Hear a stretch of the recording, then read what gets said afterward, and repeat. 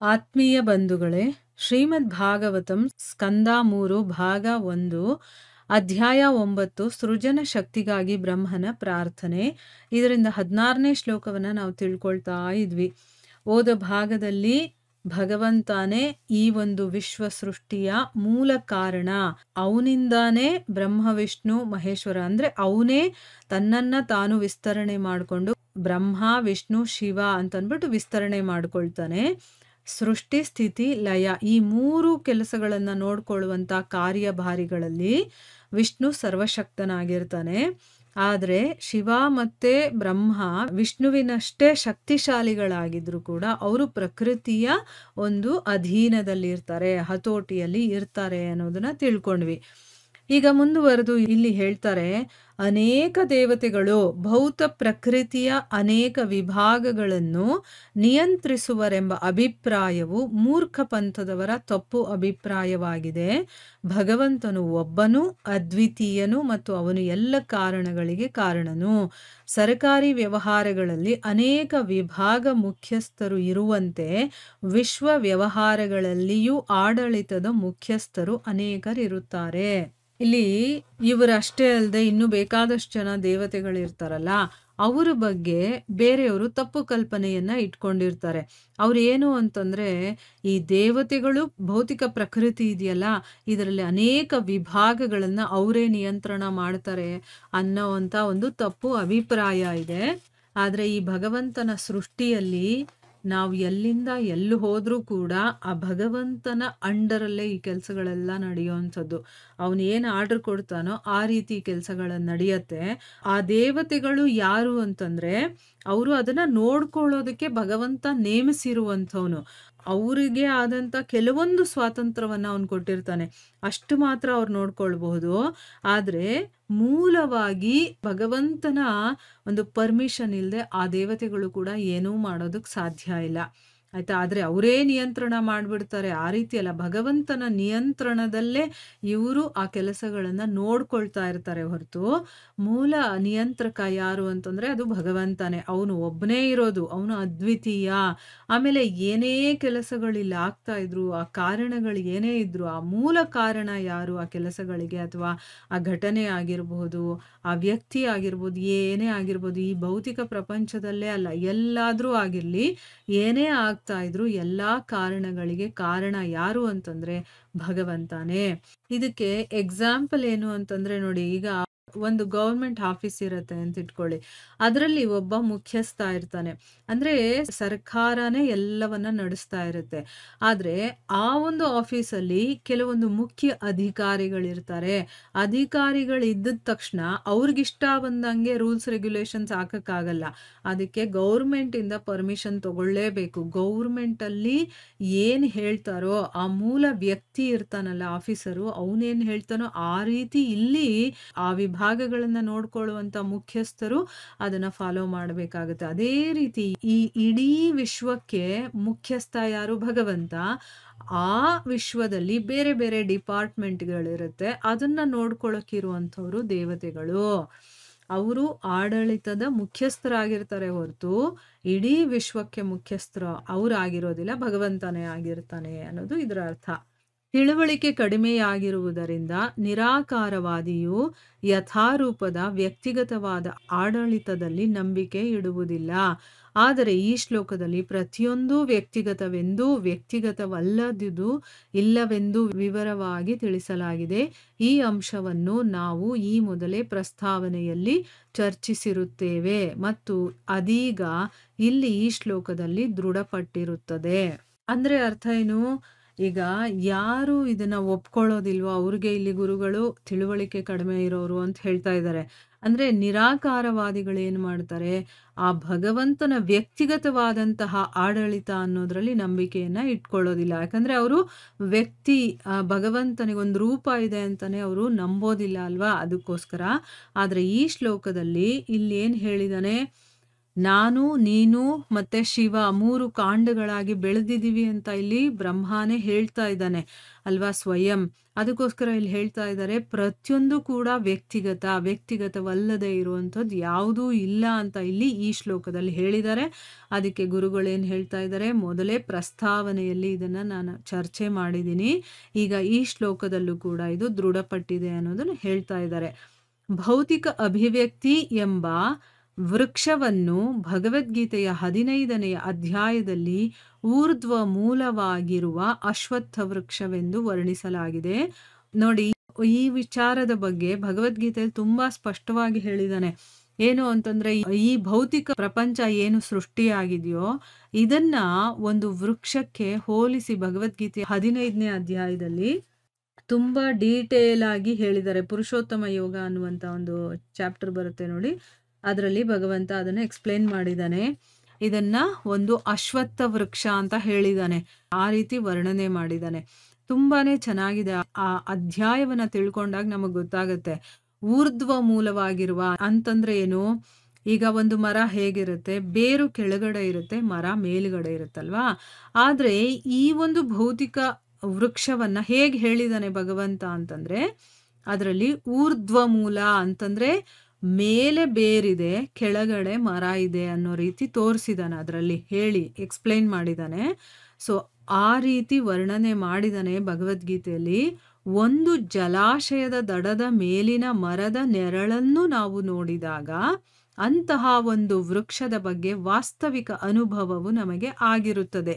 ನೀರ ಮೇಲೆ ಕಾಣುವ ಮರದ ನೆರಳು ಮೇಲು ಭಾಗದಲ್ಲಿರುವ ಬೇರುಗಳಿಗೆ ಕೆಳಗಾಗಿ ಜೋತಾಡುವುದು ಕಾಣಿಸುತ್ತದೆ. ಅಂದ್ರೆ ಅರ್ಥ ಏನು, ಈಗ ಒಂದು ಜಲಾಶಯ ಇರುತ್ತೆ ಅಂತ ಇಟ್ಕೊಳ್ಳಿ, ಅಲ್ಲಿ ಒಂದು ದಡದ ಮೇಲೆ ಒಂದು ಮರ ಇರುತ್ತೆ. ಆ ಮರದ ನೆರಳನ್ನ ನಾವು ನೀರಲ್ಲಿ ನೋಡಿದಾಗ ನಮಗ್ ಅದರದ್ದು ಒಂದು ಇಮ್ಯಾಜಿನೇಷನ್ ಬರುತ್ತೆ.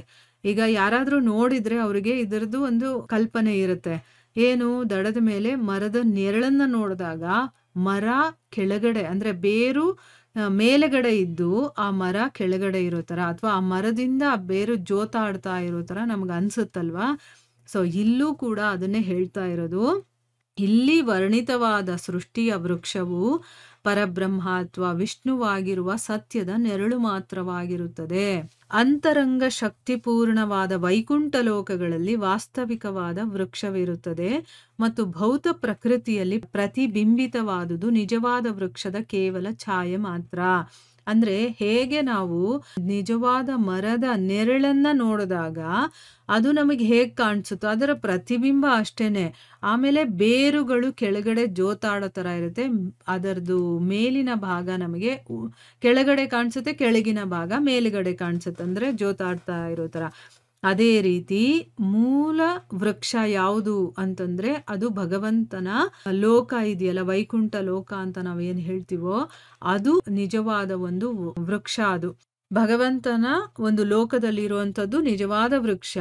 ಈ ಭೌತ ಪ್ರಕೃತಿ ಅನ್ನೋದು ಅದರ ಒಂದು ಪ್ರತಿಬಿಂಬ ಅಷ್ಟೇನೆ. ಪ್ರತಿಬಿಂಬ ಶಾಶ್ವತವಾಗಿರುತ್ತಾ? ಇಲ್ಲ. ಯಾವಾಗ ಮೂಲ ಹೊರಟೋಗುತ್ತೋ, ಅಂದ್ರೆ ಈಗ ನಮ್ಮ ನೆರಳು ಇರುತ್ತಲ್ವಾ, ಅದು ನಾವಿದ್ರೆ ಮಾತ್ರ ಆ ನೆರಳಿರೋದು. ನಾವಿಲ್ಲ ಅಂತಂದ್ರೆ ಆ ನೆರಳು ಇಲ್ಲ. ನಾವು ಹೆಂಗಿರ್ತೀವೋ ಹಂಗೆ ಅದು ಕೂಡ ನಮ್ ಜೊತೆಗೆ ಬರ್ತಾ ಇರುತ್ತೆ. ಆದ್ರೆ ಆ ನೆರಳನ್ನ ನಾವು ನಿಜ ಅಂತ ಹೇಳಕ್ಕಾಗತ್ತಾ? ಇಲ್ಲ, ಅದು ಒಂದು ಪ್ರತಿಬಿಂಬ ಅಷ್ಟೇನೆ. ಅದೇ ರೀತಿ ಈ ಒಂದು ಭೌತ ಪ್ರಕೃತಿ ಅನ್ನೋದು ಏನಿದೆಯೋ ಅದು ನಿಜವಾದ ವೃಕ್ಷ ಮೇಲಿದೆಯಲ್ಲ ಅದರ ಒಂದು ನೆರಳು ಮಾತ್ರ. ಬ್ರಹ್ಮವು ಸರ್ವ ವೈವಿಧ್ಯ ರಹಿತವೆಂಬ ನಿರಾಕಾರವಾದಿಗಳ ಸಿದ್ಧಾಂತವು ಸುಳ್ಳಾದುದು. ಏಕೆಂದರೆ ಭಗವದ್ಗೀತೆಯಲ್ಲಿ ವರ್ಣಿಸಲಾದ ಛಾಯಾ ವೃಕ್ಷವು ನಿಜವಾದ ವೃಕ್ಷದ ಪ್ರತಿಬಿಂಬವಲ್ಲದಿರಲು ಸಾಧ್ಯವಿಲ್ಲ. ನಿಜವಾದ ವೃಕ್ಷವು ದಿವ್ಯ ವೈವಿಧ್ಯಗಳಿಂದ ತುಂಬಿಕೊಂಡು ಆಧ್ಯಾತ್ಮಿಕ ಪ್ರಕೃತಿಯ ಸನಾತನ ಅಸ್ತಿತ್ವದಲ್ಲಿ ಸೇರಿಕೊಂಡಿರುತ್ತದೆ. ಭಗವಾನ್ ವಿಷ್ಣು ಆ ವೃಕ್ಷದ ಮೂಲವೂ ಆಗಿರುತ್ತಾನೆ. ಸತ್ಯವಾದ ವೃಕ್ಷಕ್ಕೂ ಮಿಥ್ಯಾ ವೃಕ್ಷಕ್ಕೂ ಮೂಲ ಒಂದೇ ಭಗವಂತನು. ಆದರೆ ಮಿಥ್ಯಾ ವೃಕ್ಷವು ಸತ್ಯವೃಕ್ಷದ ವಿಕೃತವಾದ ಛಾಯೆ ಮಾತ್ರವಾಗಿರುತ್ತದೆ. ಭಗವಂತನು ನಿಜವಾದ ವೃಕ್ಷವಾಗಿದ್ದು ಅವನಿಗೆ ಬ್ರಹ್ಮನು ತನ್ನ ಮತ್ತು ಶಿವನ ಪರವಾಗಿ ಇಲ್ಲಿ ನಮಸ್ಕಾರಗಳನ್ನು ಸಲ್ಲಿಸಿರುತ್ತಾನೆ. ಅಂದ್ರೆ ಅರ್ಥ, ಬ್ರಹ್ಮ ಸರ್ವ ವೈವಿಧ್ಯರಹಿತ, ಅವನಲ್ಲಿ ಏನೂ ವೈವಿಧ್ಯತೆಗಳಿಲ್ಲ ಅಂತ ನಿರಾಕಾರವಾದಿಗಳು ಹೇಳ್ತಾರೆ. ಅದಕ್ಕೆ ಇಲ್ಲಿ ಗುರುಗಳು ಅವರ ಸಿದ್ಧಾಂತ ತಪ್ಪು ಅಂತ ಹೇಳ್ತಾ ಇದ್ದಾರೆ. ಯಾಕೆ ಅಂತಂದ್ರೆ ಭಗವದ್ಗೀತೆಯಲ್ಲಿ ವರ್ಣನೆ ಮಾಡಿರೋ ಪ್ರಕಾರ ಈ ಒಂದು ಛಾಯಾವೃಕ್ಷ ಅಂದ್ರೆ ನೆರಳಿನ ವೃಕ್ಷ ಇದೆಯಲ್ಲ, ಅದು ನಿಜವಾದ ವೃಕ್ಷದ ಪ್ರತಿಬಿಂಬ ಅಲ್ದೇ ಇರೋದಕ್ಕೆ ಸಾಧ್ಯ ಇಲ್ಲ. ಅಂದ್ರೆ ಅರ್ಥ ಏನು? ಈಗ ನಾನ್ ಏನೋ ಹಾಗೆ ನನ್ನ ನೆರಳು ಕಾಣಿಸೋದಲ್ವಾ? ಅದೇ ರೀತಿ ಭಗವಂತನ ಧಾಮ ಏನಿದೆಯೋ ಅದರ ಒಂದು ನೆರಳೇ ಇಲ್ಲೂ ಕಾಣಿಸೋದು. ಇಲ್ಲಿ ವೈವಿಧ್ಯತೆಗಳಿದೆ ಅಂತಂದಾಗ ಇದರ ಮೂಲದಲ್ಲೂ ವೈವಿಧ್ಯತೆಗಳಿರ್ಬೇಕಲ್ವಾ? ಅಲ್ಲಿದ್ರೆ ತಾನೇ ಅದರ ನೆರಳಲ್ಲಿ ಕಾಣಿಸೋದಕ್ಕೆ ಸಾಧ್ಯ.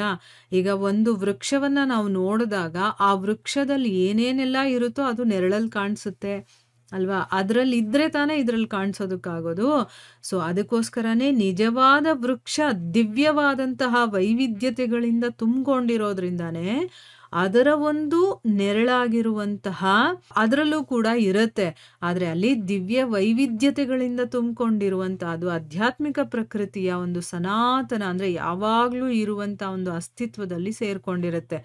ಆದ್ರೆ ಅದರ ನೆರಳು ಹಾಗಲ್ಲ, ಅದು ಕ್ಷಣಿಕ ಮಾತ್ರ. ಅದು ಯಾವಾಗ ಬೇಕಾದ್ರೂ ಅದು ಇಲ್ದೇ ಇರೋ ಹಾಗೆ ಆಗ್ಬಿಡ್ಬಹುದು. ಆದ್ರೆ ನಿಜವಾದ ವೃಕ್ಷ ಇರುತ್ತಲ್ಲ, ಅದು ಸನಾತನವಾಗಿರುವಂಥದ್ದು. ಭಗವಂತ ವಿಷ್ಣು ಇದಾನಲ್ಲ, ಅವನೇ ಆ ವೃಕ್ಷದ ಮೂಲ ಆಗಿರ್ತಾನೆ. ಈಗ ನಿಜವಾದ ವೃಕ್ಷಕ್ಕೂ ಮತ್ತೆ ಸುಳ್ಳು ಅಂದ್ರೆ ಅದರ ಪ್ರತಿಬಿಂಬ ಎರಡಕ್ಕೂ ಮೂಲ ಯಾರು ಅಂತಂದ್ರೆ ಭಗವಂತನೇ. ಭಗವಂತ ಸೃಷ್ಟಿ ಮಾಡಿರೋದ್ರಿಂದಾನೇ ನಾವೆಲ್ಲ ಇರುವಂಥದ್ದು, ಈ ಒಂದು ಜಗತ್ತಿರುವಂಥದ್ದು ಅಲ್ವಾ? ಆದ್ರೆ ಈ ಒಂದು ಮಿಥ್ಯಾ ವೃಕ್ಷ ಅಂತ ಹೇಳ್ತೀವಿ ಈ ಜಗತ್ತನ್ನ ಅಲ್ವಾ? ಆ ಭಗವಂತ ಇರುವಂತಹ ಜಾಗದಲ್ಲಿ ನಿಜವಾದ ವೃಕ್ಷ ಇದೆ, ಸತ್ಯ ವೃಕ್ಷ ಅಂತ ಹೇಳ್ತೀವಿ. ಆ ಸತ್ಯ ವೃಕ್ಷದ ಒಂದು ಛಾಯೆ ಈ ಒಂದು ಮಿಥ್ಯಾ ವೃಕ್ಷ. ಅದು ಒಂದು ನಮಗೆ ಅರ್ಥ ಆಗ್ಬೇಕು. ಮಿಥ್ಯಾ ವೃಕ್ಷ ಅನ್ನೋದು ಸತ್ಯ ವೃಕ್ಷದ ವಿಕೃತವಾದಂತಹ ಛಾಯೆ ಮಾತ್ರ, ಅದು ನಿಜವಾಗಲೂ ಇರುವಂಥದ್ದಲ್ಲ, ಅದು ಅದರ ನೆರಳಷ್ಟೇನೆ ಅನ್ನೋದು ನಮ್ಗೆ ಅರ್ಥ ಆಗಿರ್ಬೇಕು. ಭಗವಂತ ನಿಜವಾದ ವೃಕ್ಷವಾಗಿದ್ದಾನೆ. ನಾವೆಲ್ಲರೂ ಅಂದ್ರೆ ಈ ಜಗತ್ತಲ್ಲಿ ಏನೇನಿದೆಯೋ ಇಡೀ ವಿಶ್ವವೇ ಅವನ ನೆರಳು, ಅವನ ಒಂದು ಮಿಥ್ಯಾ ವೃಕ್ಷಗಳು.